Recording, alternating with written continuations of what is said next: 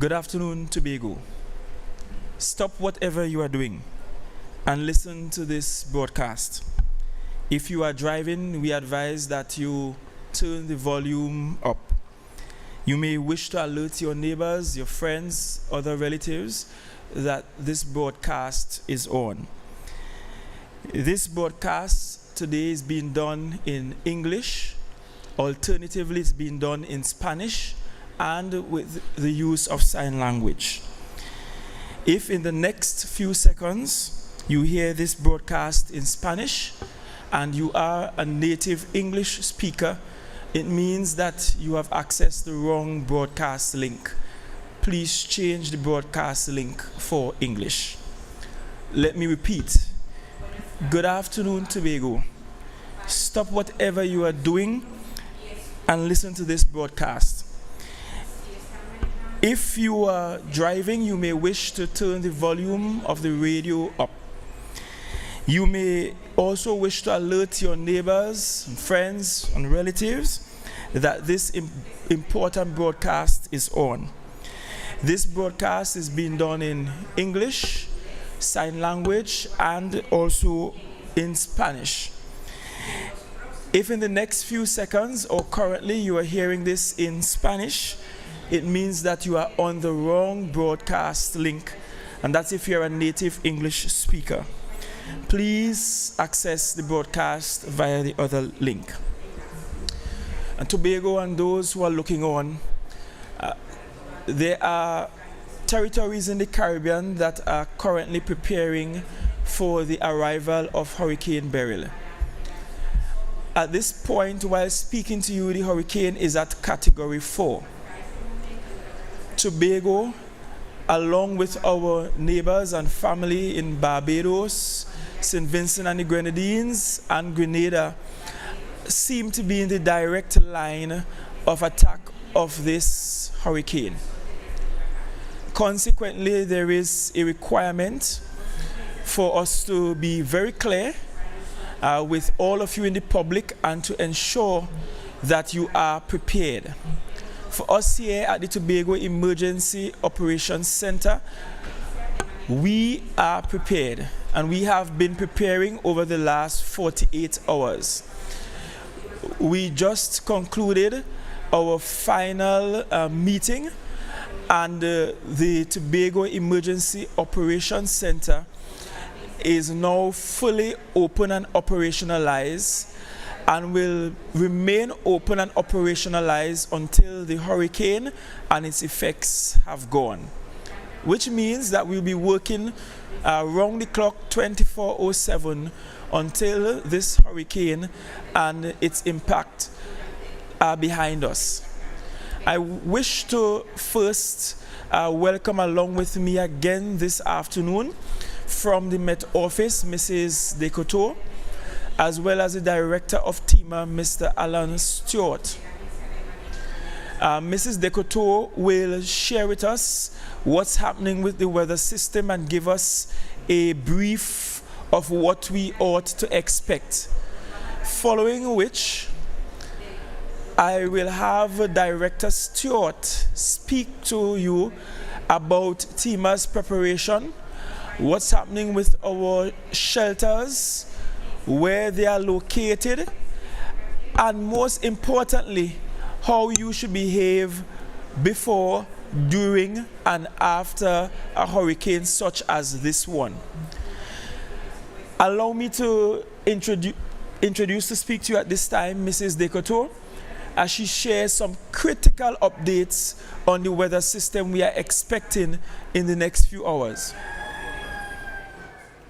Good afternoon, everyone. Thank you for joining us this afternoon.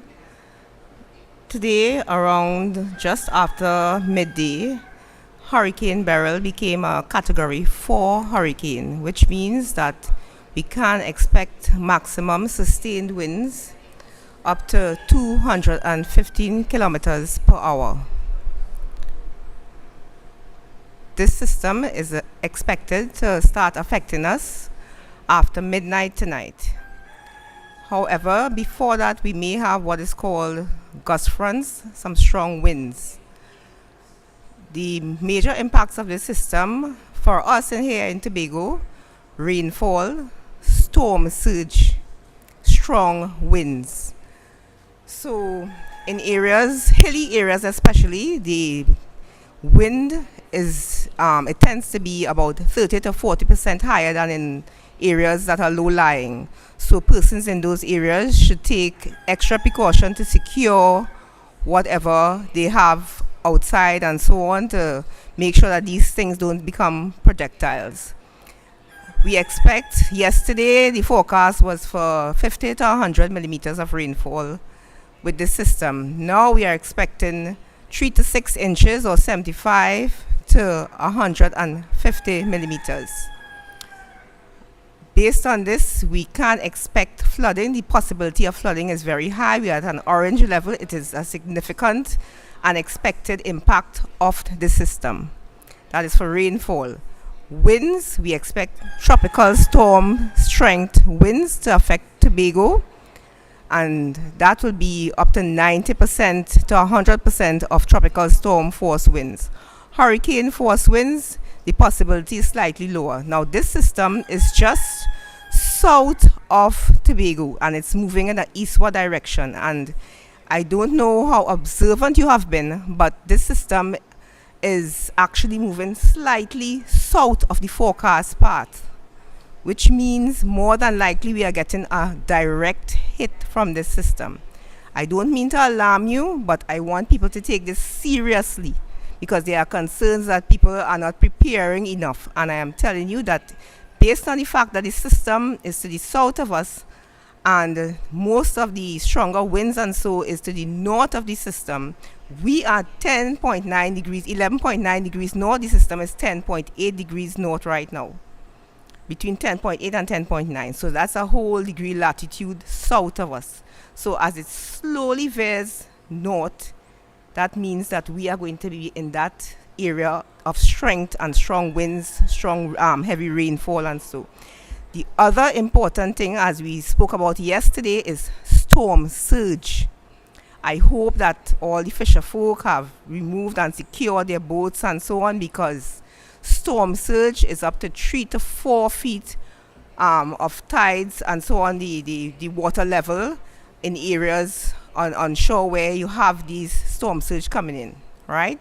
So that's something that's very serious, and we may take it for granted because we probably never experienced it in the past in our lifetime, but it is something that is serious, right?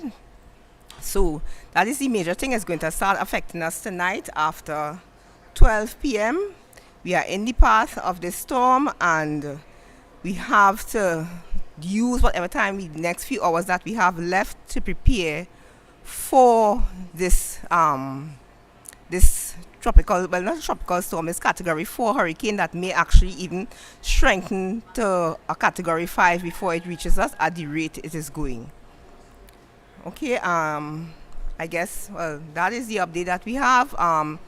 We will continue to do the warnings from the Trinidad and Tobago Meteorological Service, but we had the final official statement because this thing is basically upon us.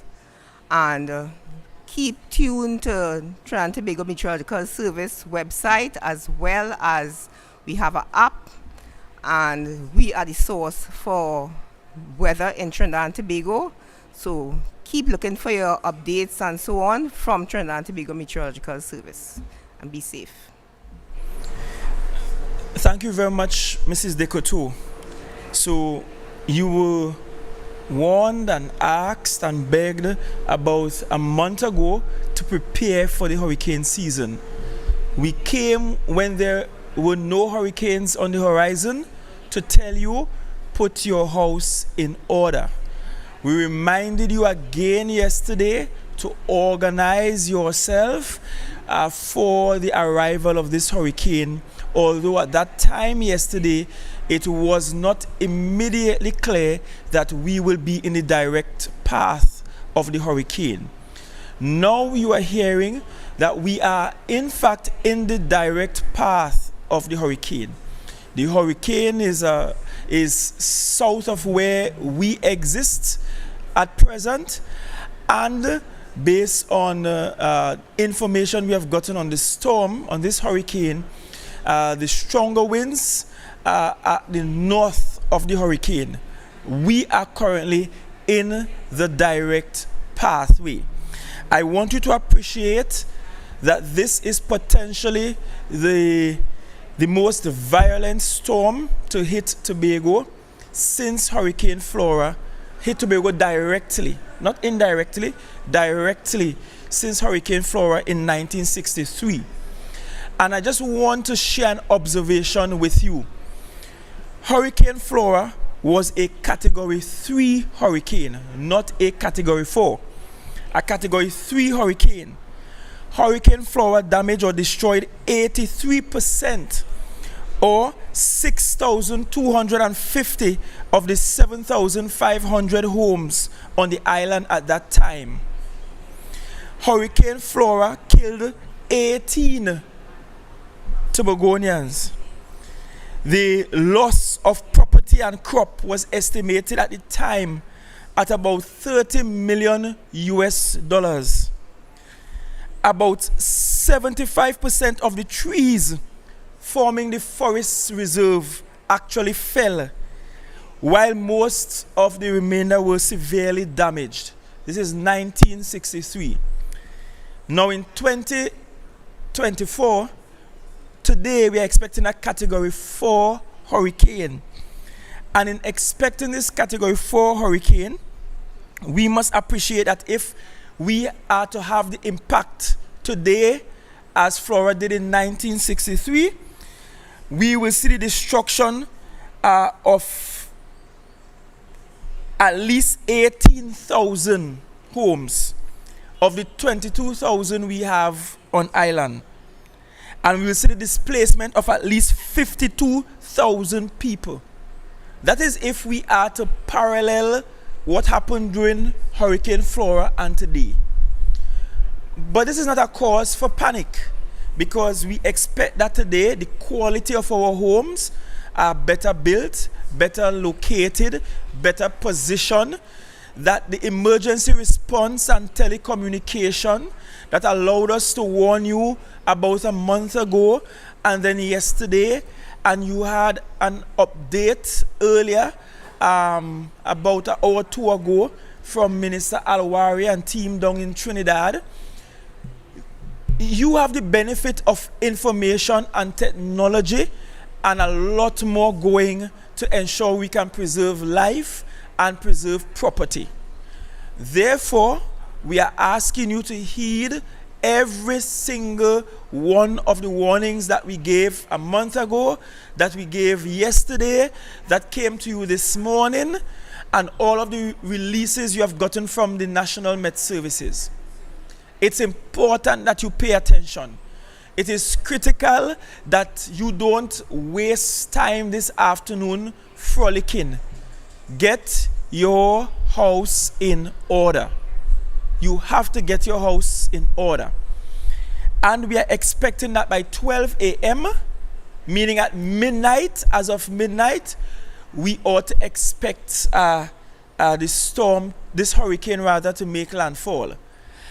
The Met officer did not say it, but there is a possibility that by the time this hurricane makes landfall, it can arrive at a Category 5.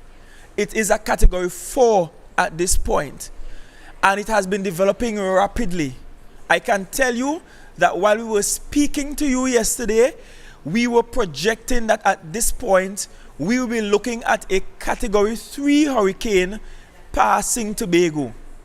Guess what? We are already at a Category 4 and it has not yet arrived. That should tell you the scale and the magnitude of this thing that we are dealing with. We have met extensively with all stakeholders from across the entire island, and we are prepared. I want to turn our attention to Director Stewart, who will go through the levels of preparedness that we have, what's happening in terms of shelter and shelter management, what our response will be, so that you are reminded that we have systems in place to preserve life and limb firstly, and secondly, to also preserve our property. And we are bearing in mind that the island at this time has an inflated population, because we had a weekend with quite a number of visitors that came to party and to lime and to have fun. And we expect very much in the services that we provide that we take care of citizens, residents on island, visitors to the island, and the immigrant population. And we are also ensuring that we take care of our vulnerable population, those that are elderly, those that require sign language, those that are not mobile.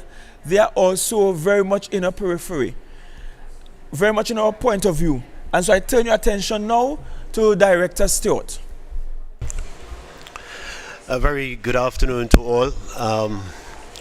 Wherever you may be hearing this broadcast, I think it is very important for us to really sit up and pay attention to whatever information that will be disseminated.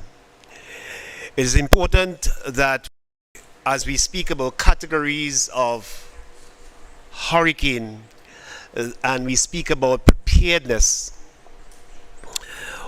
what comes to mind immediately is when this preparation began. For us at TIMA, 2 years ago, embracing what is known as making cities resilient, we recognize the importance of inclusiveness, being adaptable, and leveraging and managing our resources to reduce disaster risk. The inspiration went to the angle where fate will have it that I remember communicating to the wider public that we need to prepare ourselves for what we experienced in 1993. And therefore, 2 years ago, we started what you call the CERT 1,000 Strong program with this in mind. Today, we are dealing with winds that can be in excess of 130 miles per hour. We are looking at an impact of an event of that magnitude that can be, the reality is that it will happen in the dark of night. And therefore, that being said, it poses a different type of a situation. I recall as a young man, my grandmother told me what galvanized sheets look like from a distance. They will look like leaves blowing to your direction. Not until they get close to you, then you realize it's a sheeting. This, ladies and gentlemen, is or will be what we will experience in terms of debris that will be tossed around. However, this will be happening to our dismay in the night. Our preparedness, however, lend itself to us taking certain steps. I commonly will say it's not what happened to you, but how you react to it. And therefore, through our partners, the media included, these messages and alerts need to be carried as far and as wide as possible as to what winds of 130 miles per hour, so we use the term category 4, but we are talking about winds at that speeds and what can happen, what are the type of sub-hazards that can come out of it. We need to look at our utilities. We know that our utilities will be impacted severely. We know that our infrastructure, both our housing stock and other institutions, can be disrupted because category 4 winds of 130 miles per hour in excess of can cause structural damages. And those damages are not, I'm not just speaking about galvanized being blown off, but I'm speaking about roofs being lifted. What will lift this roof can become a missile to even a well-structured building. And therefore that places a certain type of calamity. We understand the displacement, and therefore we have made moves. We came to you speaking about 33 shelters yesterday, but today, based on the decision taken through the executive powers, we have made the move to have all shelters made available to the population. That poses another particular type of challenge. With debris being tossed around, it means therefore that those conditions can also impact even some of our shelters. It means that homes that will be disrupted, that you may have used a shelter as an evacuation center, you may return to dwellings that are no longer there, and therefore sheltering will continue in a particular way.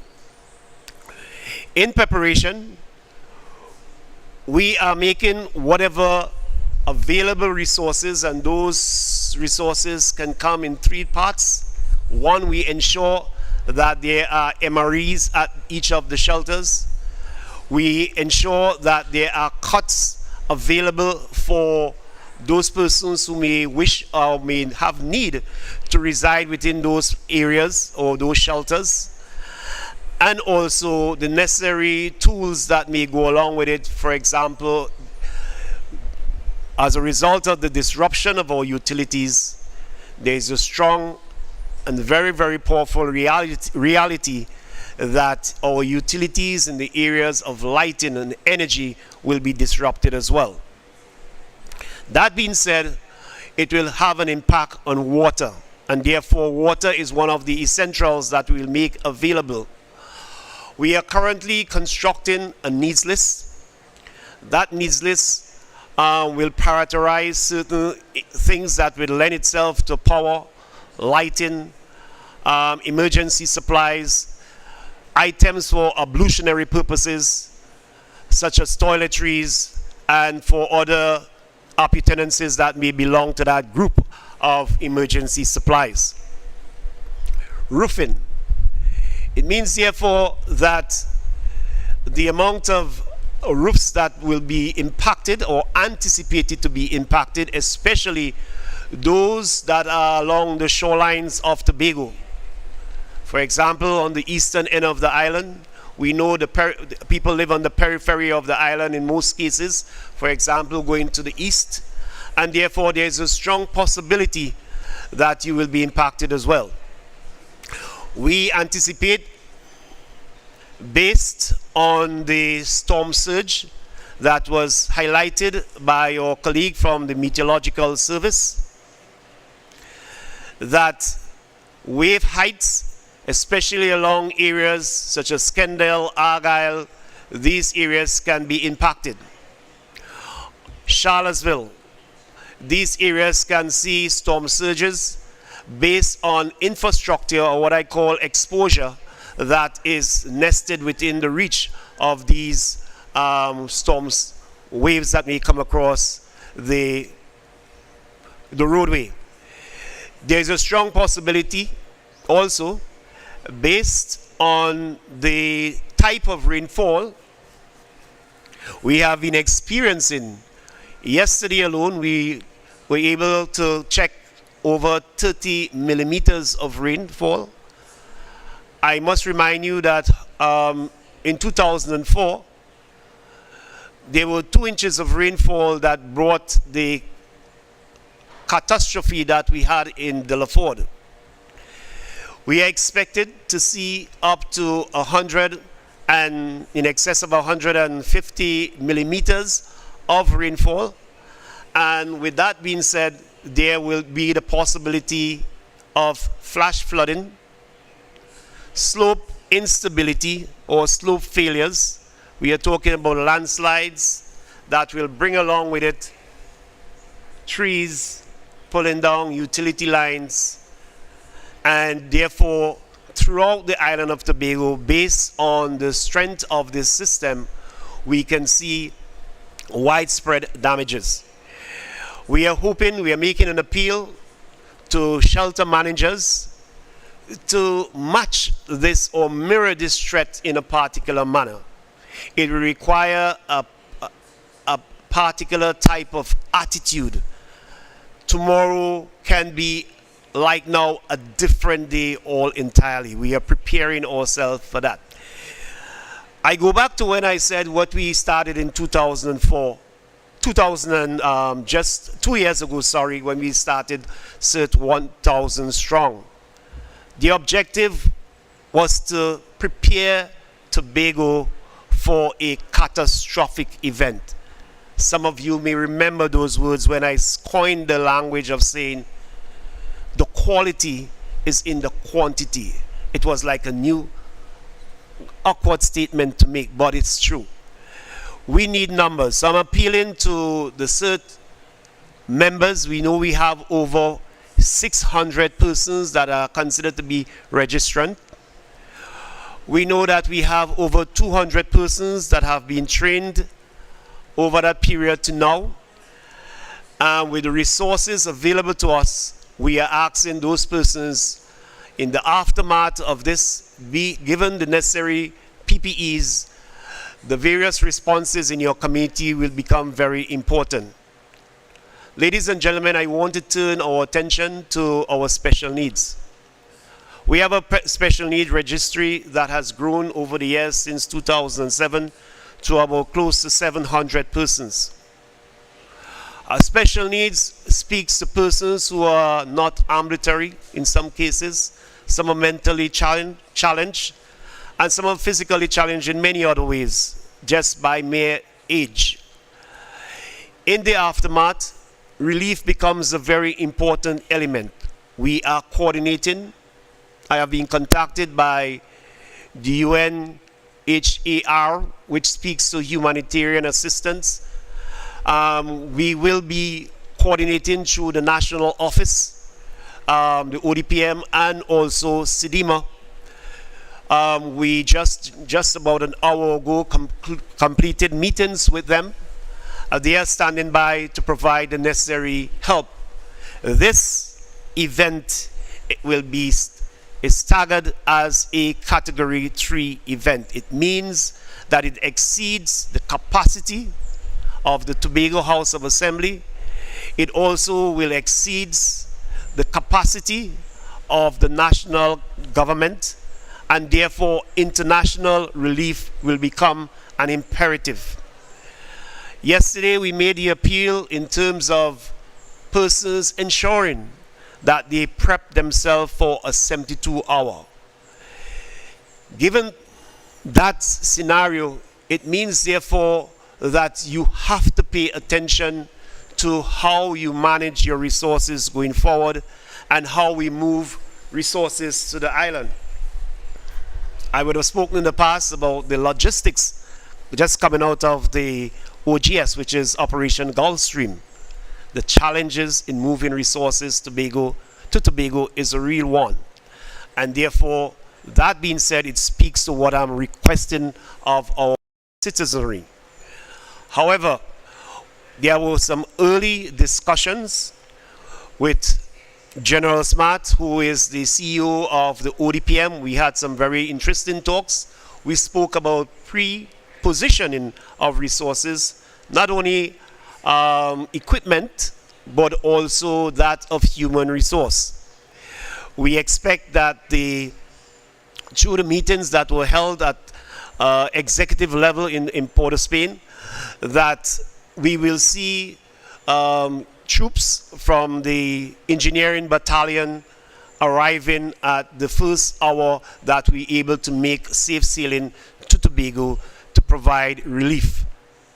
However, based on our IAP or Incident Action Plan, one of the key objectives is to do rapid assessment and also to provide relief where it is necessary.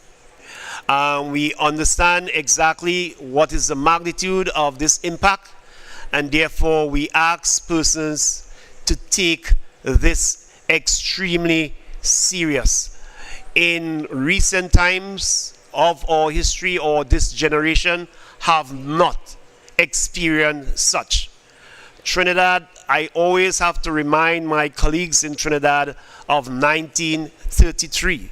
1933, you would have seen where it was said that we are out of the hurricane belt. And I will remind persons that the hurricane belt begins as low as 7 degrees north of the equator. Tobago is situated at 11 degrees north of the equator. Trinidad, 10 degrees north of the equator. The span between the island is just about 22 miles. And therefore, that being said, the logistics of moving assets to Tobago is one that we have to make strong consideration and pay attention to. And therefore, we are expecting our partners to function in a particular way. Funny enough, I've been reminded by a statement made by Ho Choi Charles, one of my mentors, and he always speak about if Tobago is impacted by itself, we're good to go, if I'm to paraphrase him. But he also always made the statement, but if Trinidad and Tobago is impacted, and he bring in the part about crapo smoke our pipe. I don't want to see that happen, and we have been planning for that not to happen, and therefore I expect that we'll be able to respond even as bad as the impact of this incident is calculated to be. We expect to mount the type of response that will mirror the damages that we have once it's coordinated in an effective and a timely manner. I will pause here. Thank you. Thank you very much, Director Stewart. So I wish to go through with us all now a list of items that require your attention. And this is essentially Tobago operating in a state of absolute emergency. If it's not clear before, it should be clear to you now. This island of Tobago is in a state of emergency. And here are some things for you to note. 1, healthcare. TRHA has engaged their EOC, and so regular services have been suspended at their health centers. The health centers will not be providing regular services tomorrow. There will be no elective surgeries, no appointments at our hospitals or at our health centers. Instead, the Roxborough Hospital and the Scarborough General Hospital, they will be operating their accident and emergency, and that service, it will be targeting any mishaps that might happen during the hurricane or after the hurricane.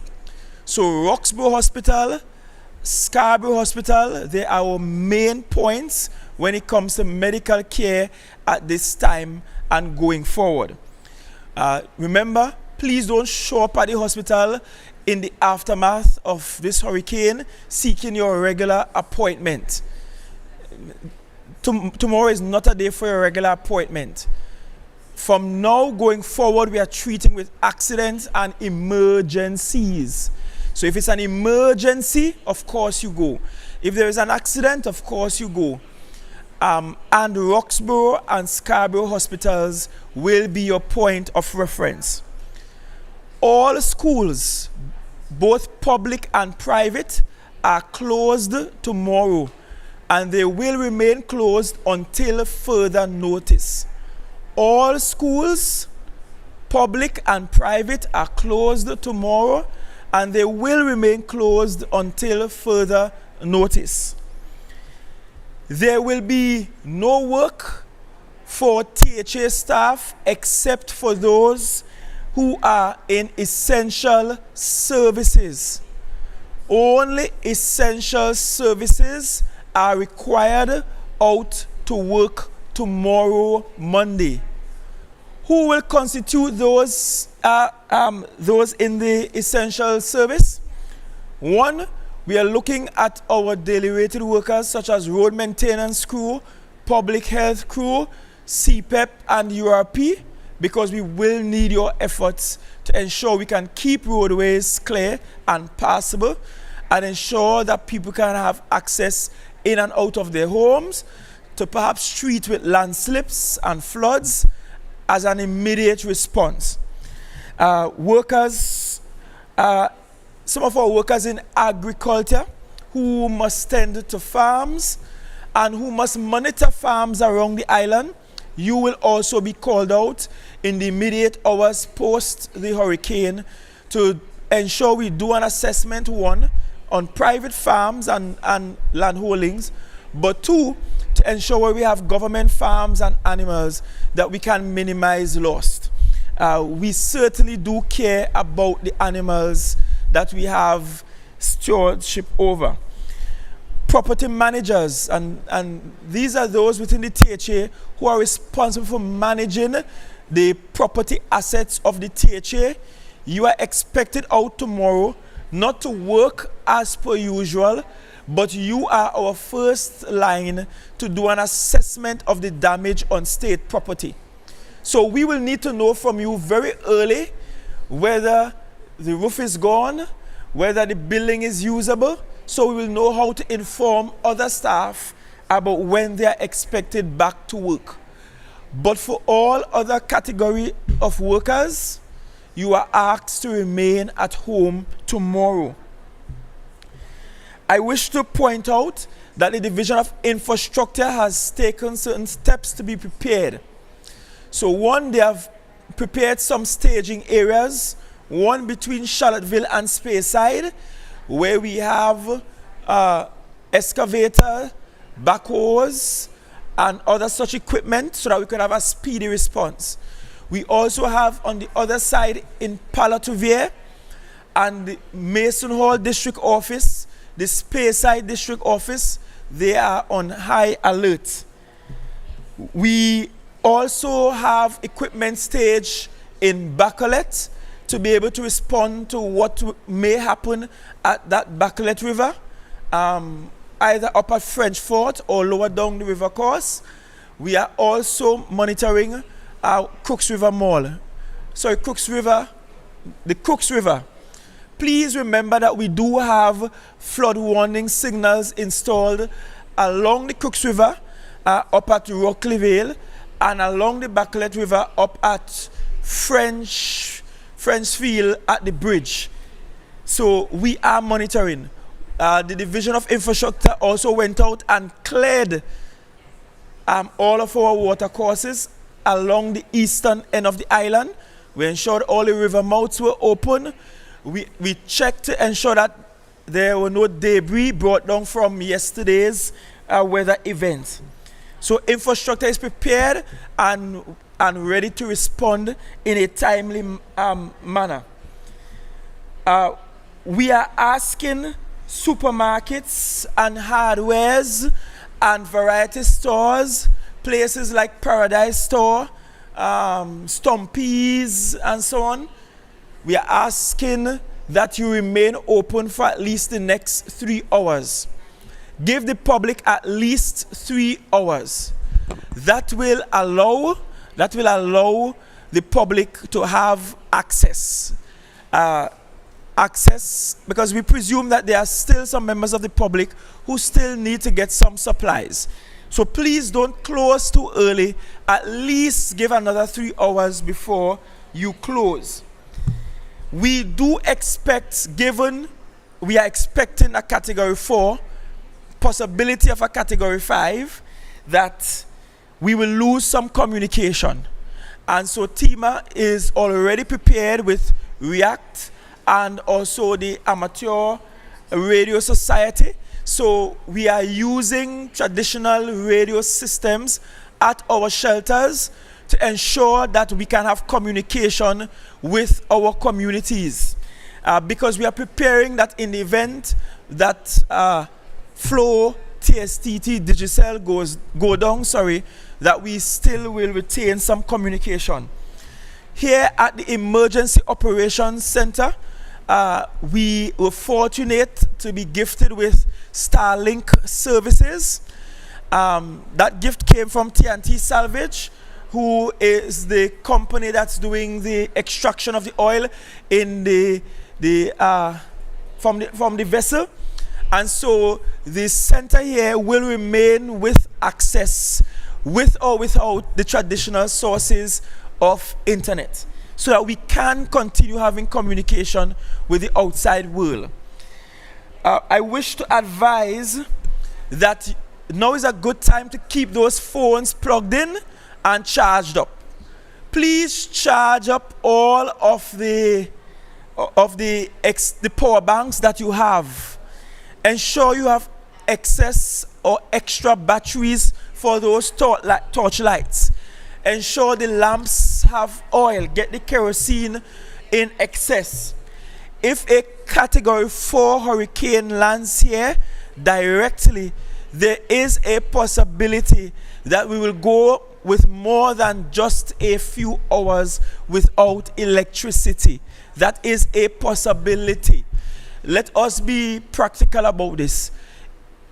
Practically in a Category 4, much more Category 5, having all the lines up and remain up will be a challenge. So prepare for the worst while praying for the best.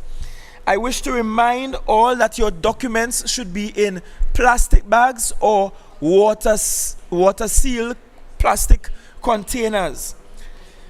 You should have tin foods available to you, because if you're without electricity, the refrigeration might be a challenge for you.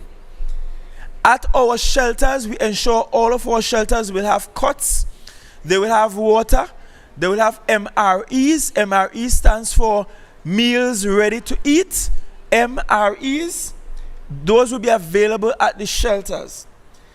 We ask that when you go to bed tonight, that you ensure the PJs are the kind that you will be able to go public in. Please sleep properly attired. Be vigilant throughout the course of the night. Be vigilant. Being vigilant means that ever so often you are paying attention to what's happening outside without going outside. Please don't go outside.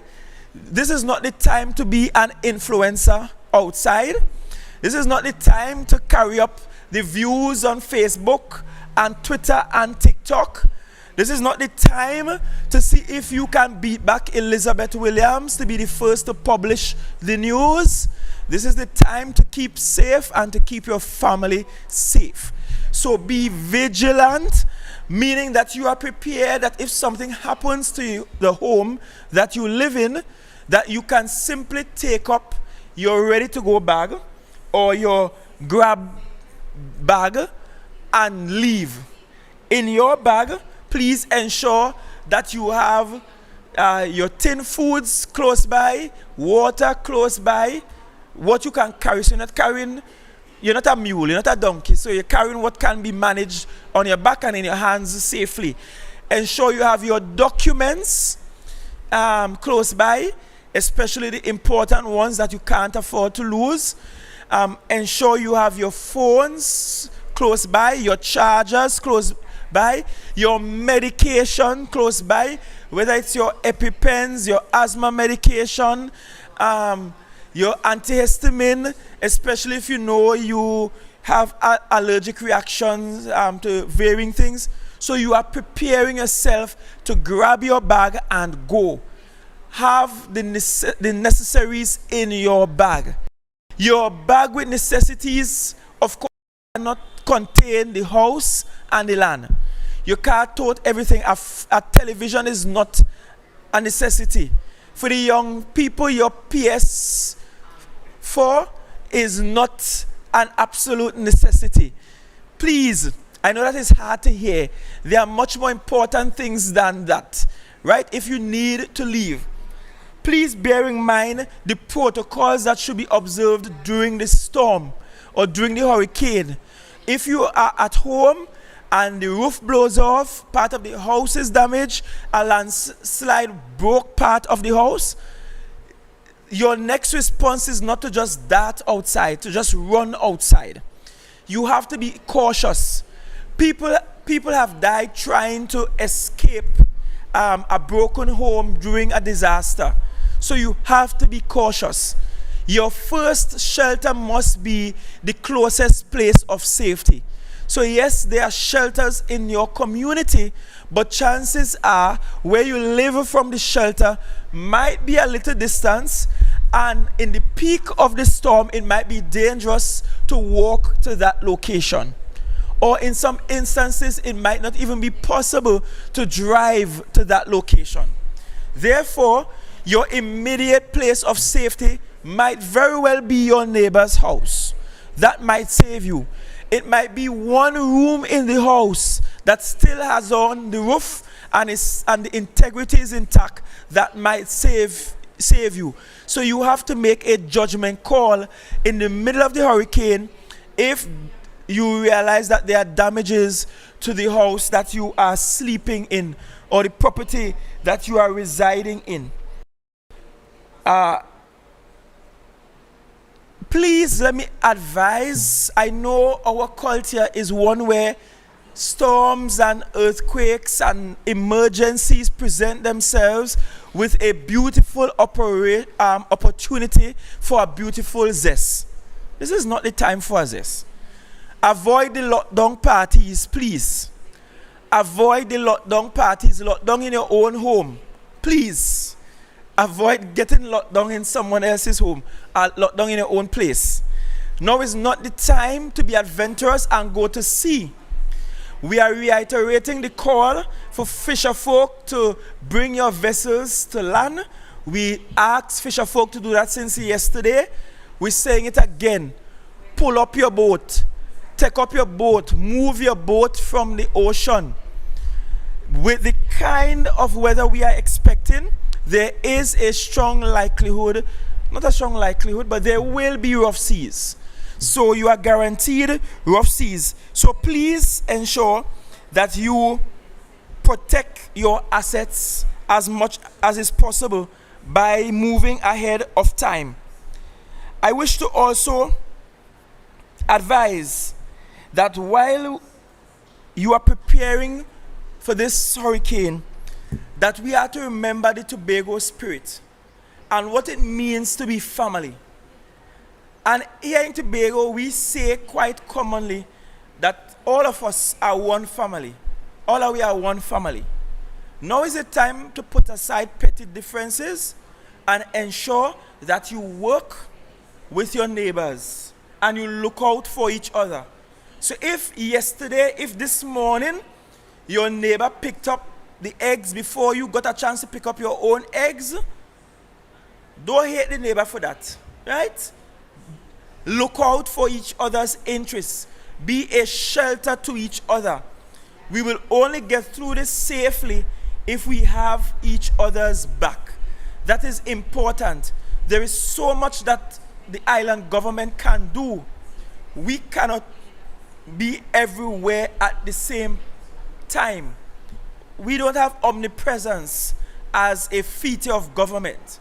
That's a feature of the Most High God, but it's not a feature of government. Therefore, you have to help us help each other and help yourself. As I pointed out at the start, I have had conversations at the national level. So I did have conversations this morning with Minister Alwari, Minister of Rural Development, I think it is. And so we had those conversations. ODPM has been in conversations with us and in our meetings as well. We had meetings with Sidima, that's at the regional level, because we recognize that this is not a Tobago issue, but it's also a regional problem, given that we have 3 or 4 island territories that will be directly impacted. Please look out for each other. Please also remember to be patient and practical in what is expected. Some special pieces of information One, we are working to open the CERT office in Speyside. That will allow coverage there in the Speyside area. The Speyside High School is open, and we have as a backup plan the multipurpose facility in Speyside. In Charlottesville, I know you called yesterday when you did not see a shelter for you on the initial list, but there is a shelter for you there at the Charlottesville Methodist Primary School. Also, we are deploying assets to the Charlottesville Health Center, where we usually have a relief operation, that's stationary there. In Charlottesville, and I'm just saying this, and I'm hoping that Mr. Hackett hears, Dexter Hackett hears, that we are having reports that at the Man of War Bay cottages that they have full occupancy this weekend, which means those little cottages along the beach, they are fully occupied. Therefore, in your operations, pay attention to them. Village councils, I want you to hear me clearly. Now is not the time to go village counseling the way you are accustomed doing village council. Now is not the time to behave as though the community center is your house and it belongs to you. It belongs to the community. Now is not the time to walk around the center in the middle of the shelter and look to put people out because somebody running up and down the place. No, now it's not time for that. Now it's time to accommodate the community as the need arise. We have village councils around the island who will usually commit and say, yes, we will open up, we will be there, and then they will not be present. All of our centers must be open. As a matter of fact, from around 4 p.m. this afternoon, I am doing a quick tour going up the north side and coming around Hermitage and coming down along the eastern coast, looking at these shelters. Please open up the people shelter. Open it up for the people, please. Ensure that they are available. Additionally, we added earlier today the Methodist School in Collar Hall as an additional center. The Methodist School is adjoined by property line to the multipurpose center in Collar Hall, and so the Methodist School will also be a shelter in that area, because we recognize that in the absence of a community center for Bacalet, Scarborough, that there might be a need for an additional center that will cater for all the people from Bacalet, Scarborough, and also the Friendsfield area. We are doing all we can to ensure that you remain safe and that we provide all the necessaries for you. We will keep this line open as far as possible, meaning we will communicate with you via lives, via conferences, with or without the media, because we will want to broadcast information to you throughout the night into tomorrow. We are preparing ourselves for not just the passing of the hurricane, but we are preparing ourselves for a post-hurricane operation. We are behaving as if the hurricane will come, it will be at its worst, and we have to respond. That's the kind of preparation that we are putting in right now. I wish to say thanks to the Defense Force, the Trinidad and Tobago Fire Service, the TTPS who are working along with us, and for whom we have provided some additional vehicle assets so that we can be present all around the island and that we can respond quickly. In the first instance, the preservation of life is priority. After that, it will be the preservation of property, in particular public property, especially access, road access will be important. We want you all to pay strict attention to what is expected of you. Please and thanks. And of course, if you know street dwellers, let them know that the shelters are open to them as well. The streets won't be safe tonight for anyone. The shelters, we are asking the shelters to be open from 5 p.m. as Mrs. Decoto pointed out, we expect some gusts of wind prior to the arrival of the hurricane. So we want to open the shelters from as early as 5 p.m.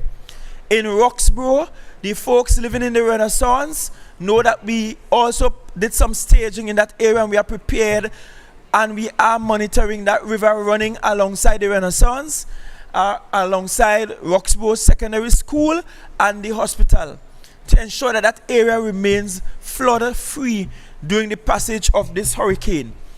Right? Critical, critical. And finally, I'll say this before we take our questions. All area representatives, my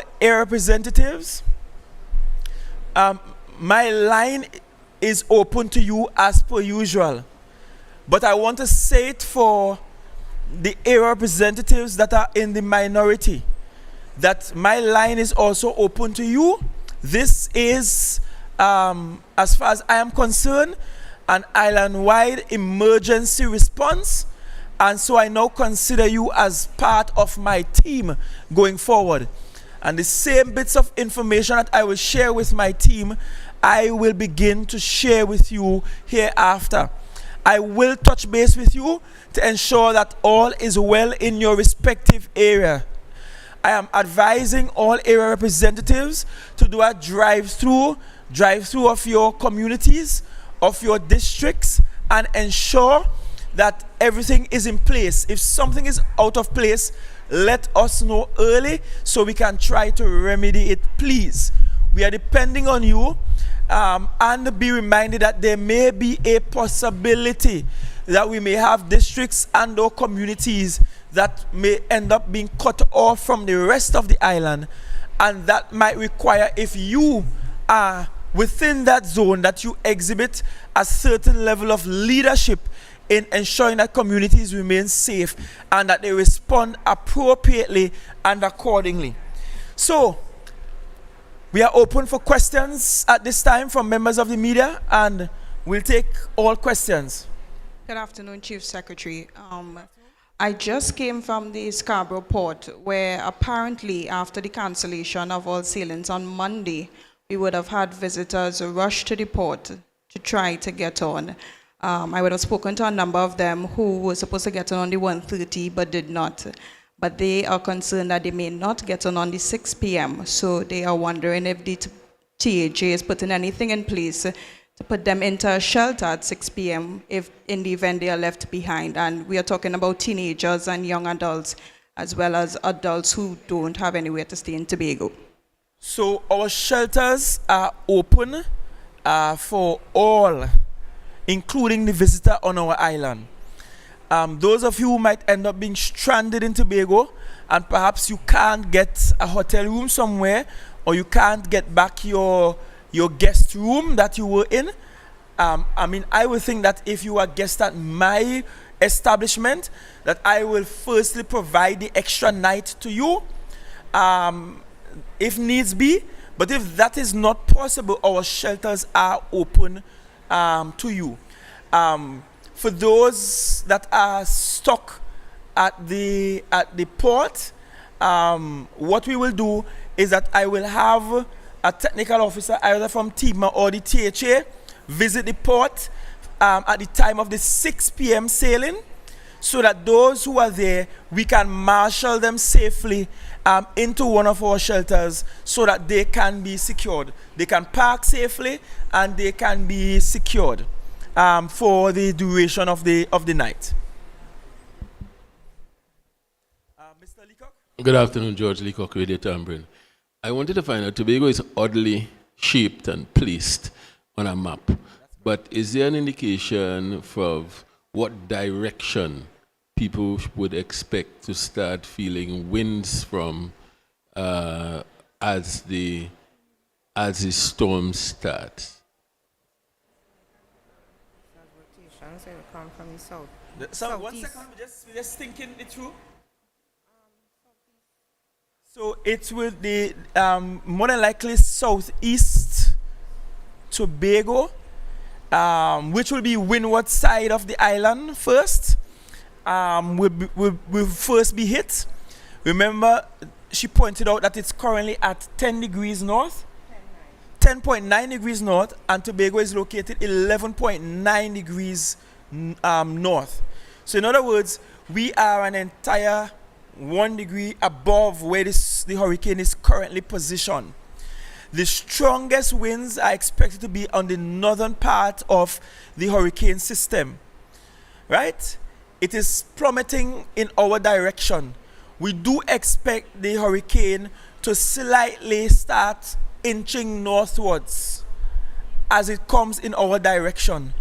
And Tobago being oddly shaped, if I may use this as the island map, in this way, and the storm is coming this way with its counter-prevailing winds coming this direction.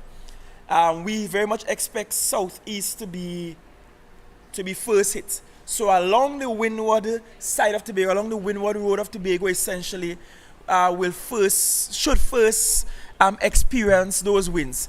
Of course, we will do an update later on in the evening when the hurricane is even closer to us as to where. So as the hurricane progresses over us, the wind directions will change because remember it's a cyclone, right? So as it comes over us, it will come from different directions. After coming from the southeast, it will come from the north and then the west. So we really can't say that, okay, it's going to come only from the east or the southeast as with normal rainfall, right? Given the current pace at which the hurricane as a unit is traveling, how long do we expect it to stay impacting Tobago? Well, the initial impact, as we were saying, will be from after 12 tonight, and then the rainfall and so should start affecting us between 1 and 2 a.m. And then, so during that time, we will have showers, torrential rain, isolated thunderstorms, and then after that, we will have the stronger winds behind it and the feeder bands as it passes. So basically, from after 12 tonight till about 11, 12 tomorrow. But remember, with these systems, sometimes you have subsidence, like today, you have good weather after. Sometimes it will trail and you will have the feeder bands affecting us. So it could go as late as tomorrow afternoon, right? So it could be like a 6 to 8 hour period, but the maximum amount of time with the rainfall and so should be 4 to 5 hours. But just 1 hour with a large CV, one large thunderstorm over us could be devastating. And leads to my final question. I recall people saying that at Hurricane Flora, there was a period of disturbed weather and there was an eye. And people came out during that period thinking that the hurricane was over. And then it seems as though more people may have even lost their lives when the activity started again. Could you spend a moment on possibility again?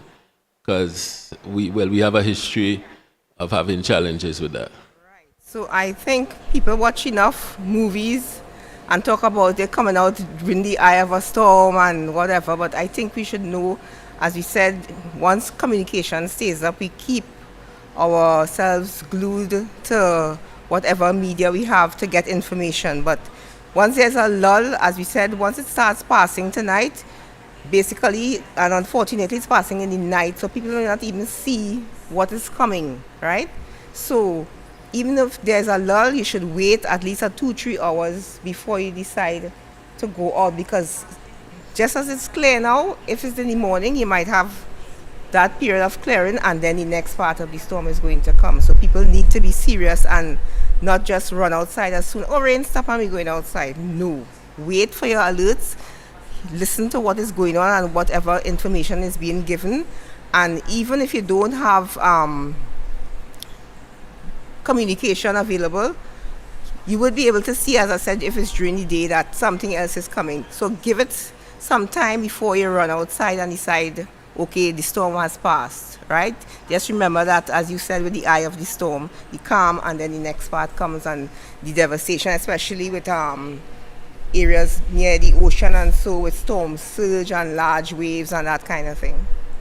Right? And just to add something else for consideration, we got considerable amounts of rainfall yesterday. From the night before into yesterday, considerable amounts of rainfall because of a trough that passed over us. As a matter of fact, we estimated that we got perhaps between 50 and 100 millimeters of rainfall based on where on the island you were located. It means that the earth is properly well saturated still, and it means that in some areas, areas that are prone for landslips, that we will get landslides because it's much easier now for earth movement because of the quantity of rainfall we got yesterday. So bear that in mind. So if you are living in an area that is precarious, that you had landslips before, you will want to be on the watch out in the event that you need to move expeditiously. I see hands online from Cummings, so I'll take Cummings first.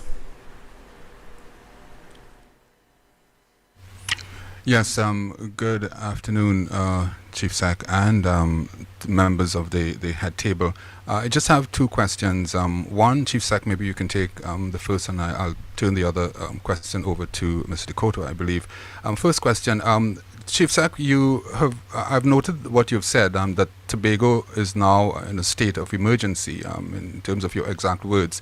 Have you had any direct conversation with the Prime Minister, Dr. Keith Rowley? Now, I know that you have also said that you've had discussion at the national level with Minister of Rural Development and the team, but I'm wondering if there's any continuing conversation with the Prime Minister.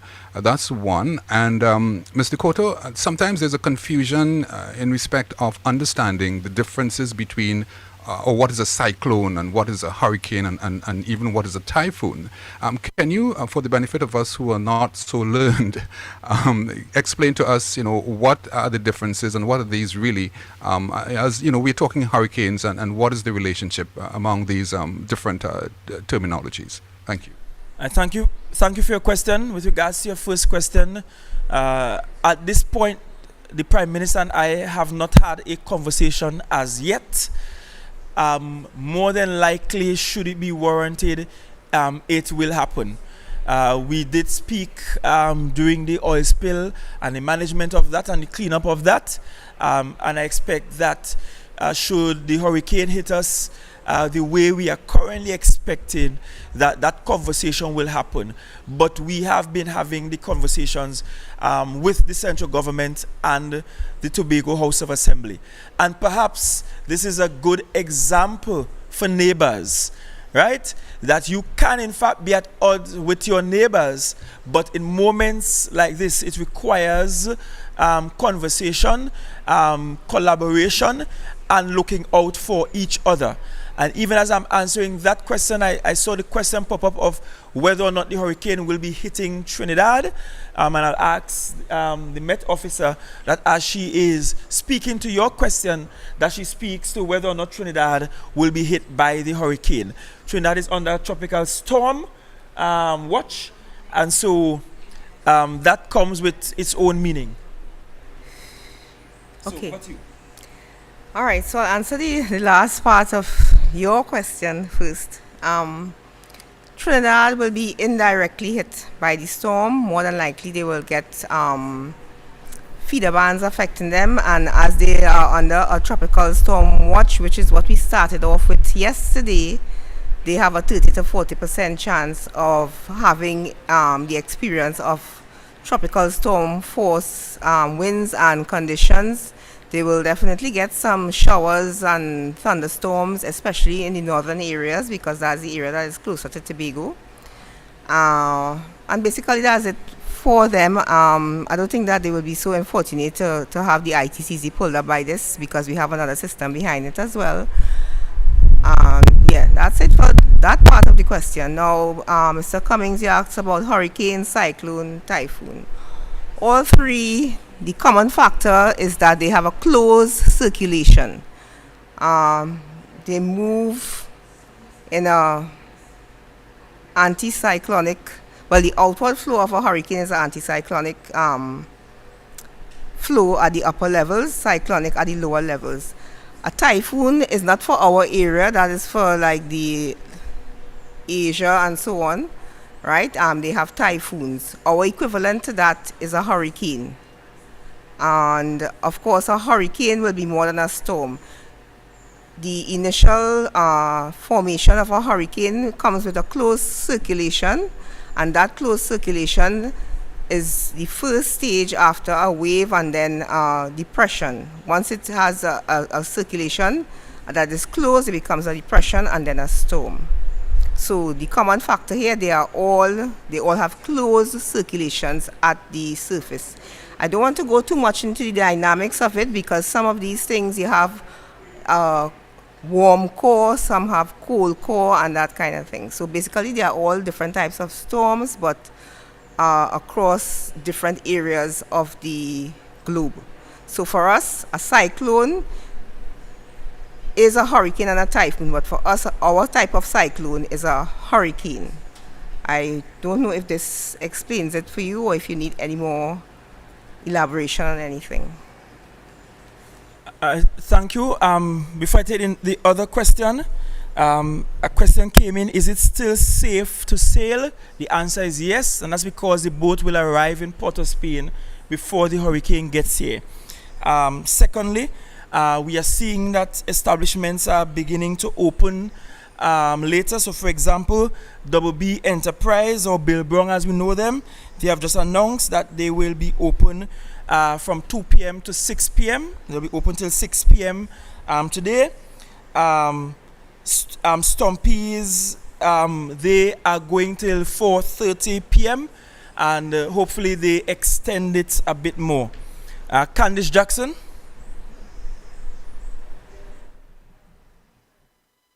Hi, good afternoon, Chief Secretary, and to the panel. My question is in regards to the statement that, this emergency, the hurricane, is going to be exceeding the capacity of Tobago as well as its central government, and obviously international help will be needed.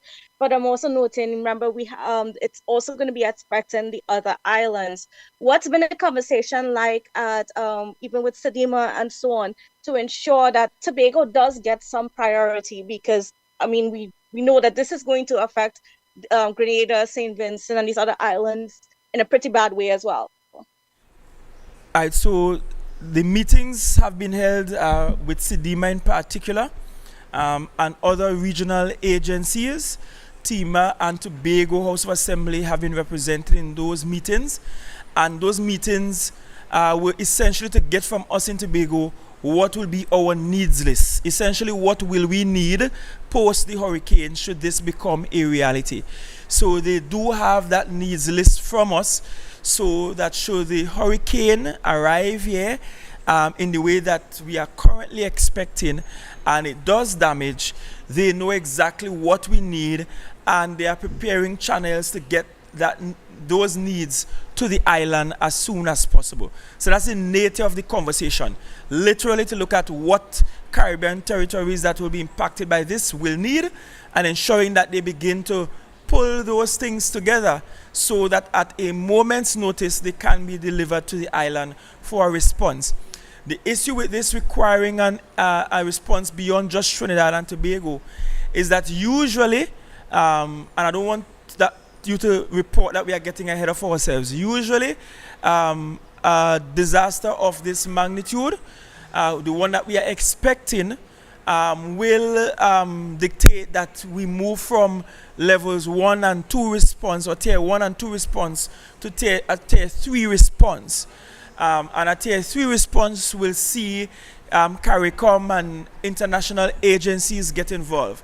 We also had meetings with United Nations and their respective agency that treats with disaster preparedness as well. So we are having those conversations at the national level, at the international level, and also at the local level. So at all levels, we are ensuring that we are prepared and ready for a response.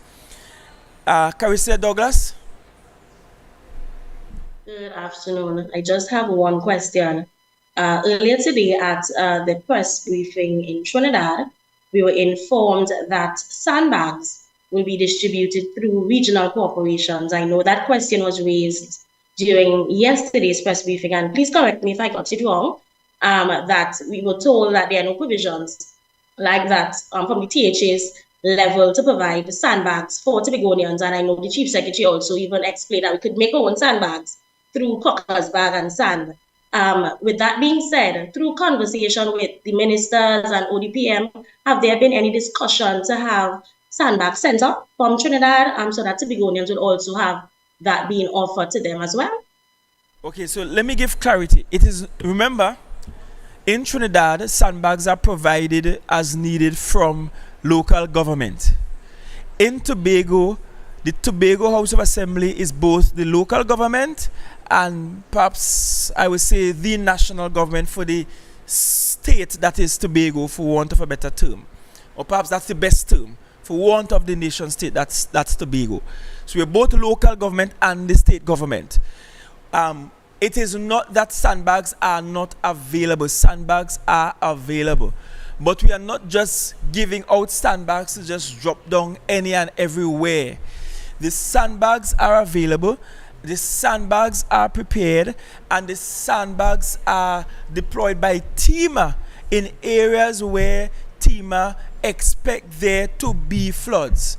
So we're not just dropping sandbags home by people's residents indiscriminately. The sandbags are being managed properly. In fact, we have technology that's above the sandbags. We have the soaker bags. The soaker bags, that's SOAKA bag. Those bags, when deployed in the water, they automatically swell up themselves and act like a sandbag. So what we have are those bags, we put them down in the wet space, and as we put them down, the water activates them. They become enlarged, and as they become enlarged, they prevent water from flowing in or out. So we have a lot of soaker bags as well. But as I said, TEMA is actually deploying those. So it's not that sandbags are not available. It's just that we're not just handing them out willy-nilly to residents, but we are carefully deploying them in the areas where sandbags are needed, where flooding is expected. And we do have that list of areas where we do, in fact, expect floods to happen. And as a matter of fact, TEMA has been doing so for the morning. So already we have been deploying those soaker bags in the areas that we expect flood. So it's as part of our standard operation. The areas we expect flood, we go out, we ensure that the soaker bags are there, and we are ready to deploy them accordingly. Right? Turner?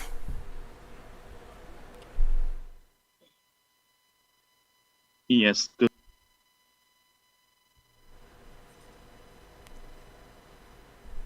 Right, I think so Turner, go again, please. You are muted. I think we had a slight technical. Right, go ahead. Yeah, I got a call coming in that probably cut the audio. I was asking for clarity from Mr. Kotu. We are hearing that the final advisory in this format from the Met Office came earlier today. Just trying to get clarity going forward. How would further bulletins be issued? Would it only be via the app and the Facebook page of the TTMS? Just to clarify that particular question. And my second question, I'm not too sure whether you would take it, Chief Secretary, or 9 Yankee 5 Tango Hotel Alpha 1. VINLEC in St. Vincent has announced that they are going to be shutting down the national grid overnight.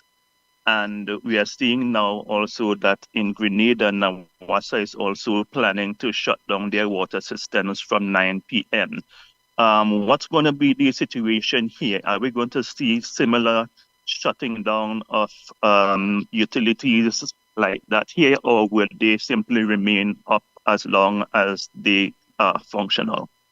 I thank you. So, Mr. Dekoto, you go first, and then I'll take the final question.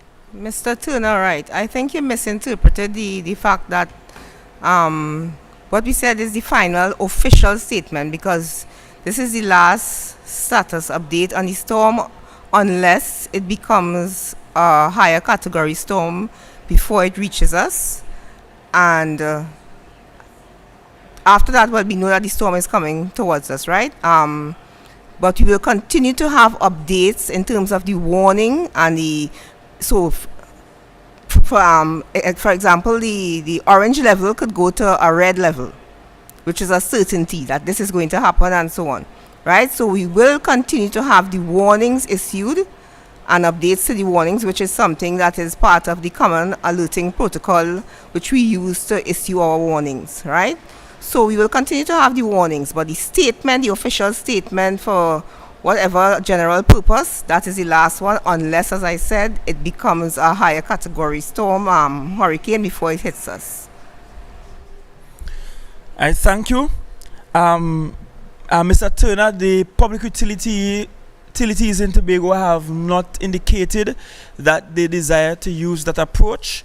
Their approach is to keep running until the system is knocked out. The circumstances on those other islands might be different. The grid network might be a bit more fragile than ours. But the decision at this moment is to keep going until such time as the hurricane knocks it out. Should that change, it will be communicated to you. I need to provide clarity on one other matter before we close. And the question came in, Chief Sec, is there an official SOE? And if so, has the THA issued a shutdown from what time tonight to tomorrow? So I want to be clear. My declaration that Tobago is in a state of emergency does not carry the same connotation as the President declaring a state of emergency.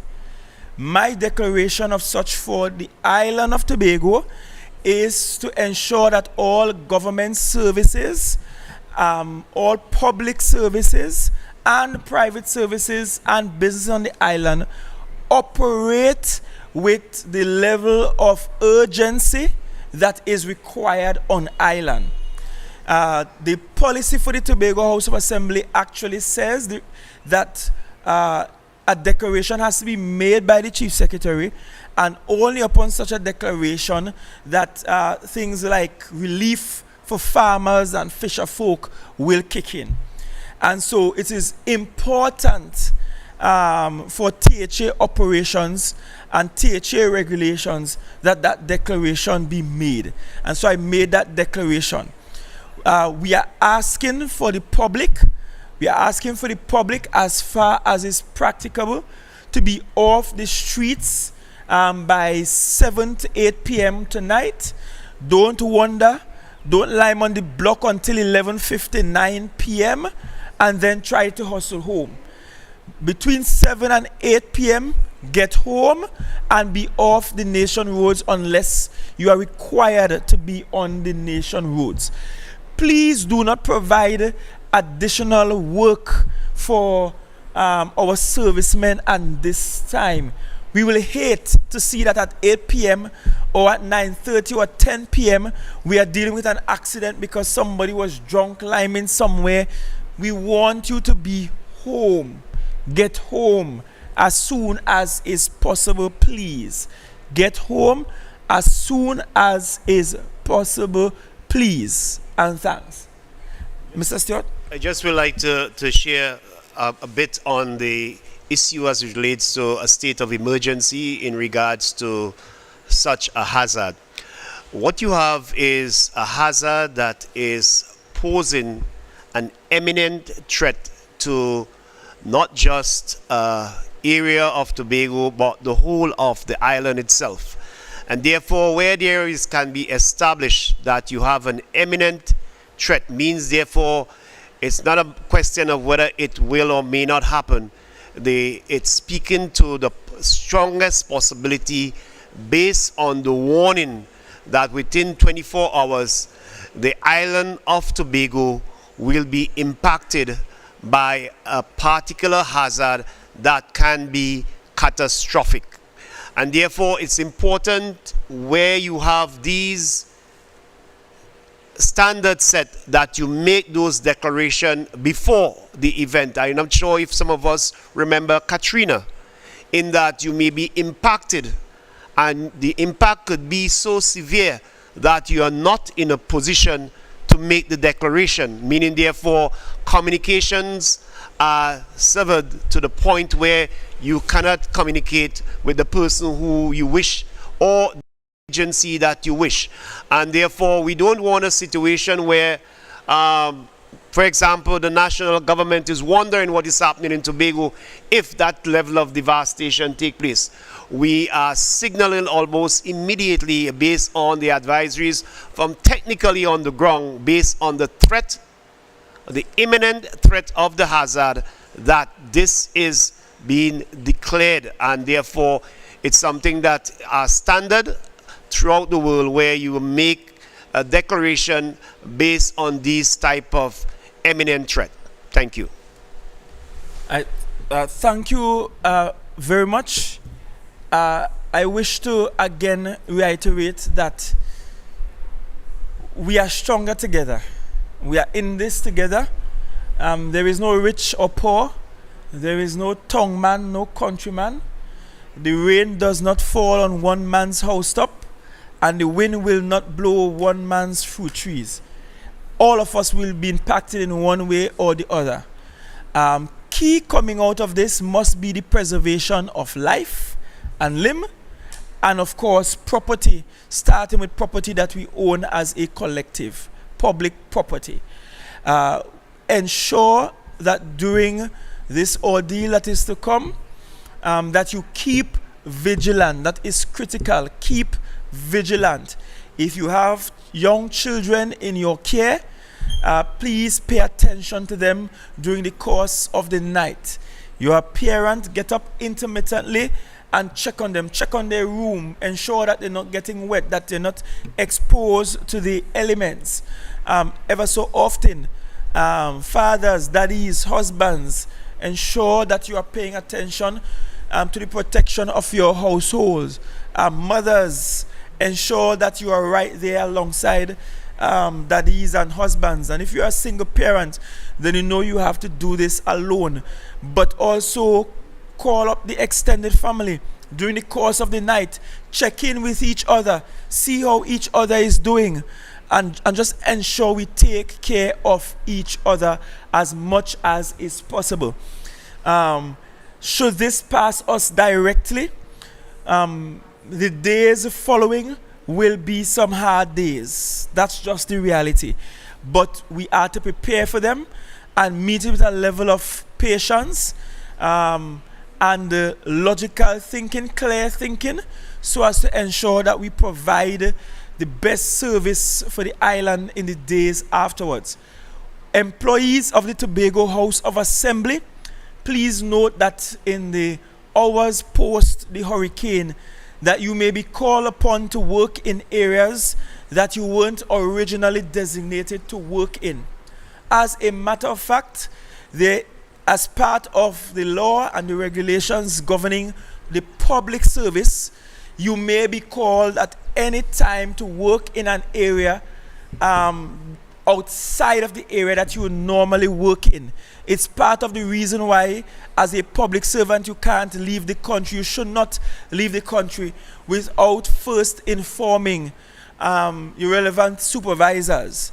It is why even teachers are told when they're going on vacation that you ought to only leave the country after first seeking permission to do so. And that's because the law and the regulations allow that you can be called to work in areas that you don't ordinarily work in. So it means, therefore, that in the days post this event, you may be called upon to do service in areas that you won't ordinarily do service in. Let us put our shoulders to the wheel collectively and get the work done. Protect ourselves, protect each other, protect the island's assets, protect our visitors in our midst. So our visitors, we are here for you as well. As I indicated, if you traveled to the island from Trinidad and you are now stranded in Tobago. If you travel to the island from elsewhere and you are stranded in Tobago, we will have an officer or two at the port in Scarborough this evening at around the time of the 6 p.m. sailing, so that you can be marshaled to an appropriate place, housed there, and we can ensure that you remain safe and sound. All right? So thank you very much. You can reach out to the Operations Center here at Fairfield Complex at any time. We are operating on a 24-hour basis. Director Stewart will be here, save and except if he's doing field work. I will be here as well, save and except if I'm out doing field work. We have other officers who will be here, but throughout the night, I will be here in service working along with the workers. So let's pray for each other. And perhaps a good way to end might be with a short prayer. That might be a good way to end. So wherever you are, let's just have a word of prayer, please. Almighty, we thank you and we rely on you for our sustenance. We rely on you for our protection. We rely on you for your guidance during this period. And we pray, Almighty God, that you will send all the protection that is required at this time, that you will protect Tobago at its four corners, that you will protect our people, you will protect our assets, that you will protect us in our going out and our coming in. Protect our workers who must work during this time. Protect our people, our emergency operation center. Protect our medical staff who will be out working around the clock. Ensure that our operations at Roxborough Hospital and Scarborough Hospital continues without fail. Protect our shelters that are scattered all around the island and those who will be in our shelters. Protect our homes. And we pray, dear God, that Tobago will come away from this celebrating the fact that you, our God, protected us during this time of our need. Continue to bless us, we pray, and we recognize you as the Lord over this island. We ask these things through the name of your Son, Jesus Christ. Amen and amen. And so wherever you are, in whatever faith you believe in, pray for the best while we prepare for the absolute worst. Thank you, and God's richest blessings.